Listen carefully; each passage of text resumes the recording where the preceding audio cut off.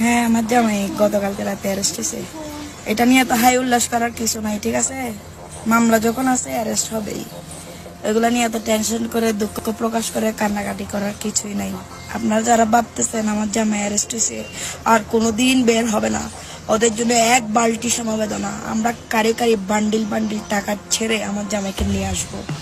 আমার জামাই বীরের বেশে চলে আসবে এবং যারা এই ঘটনা ঘটাইছে তাদেরকে ছাড় দেওয়া হবে না, মাথায় রেখো। এতদিন আমরা পলাতক ছিলাম, এখন তোমরা পলাতক থাকার বেলা। এখন আমার জামাই আইনি প্রক্রিয়া শেষ করে আমার কাছে আসবে, তখন না খেলা শুরু হবে।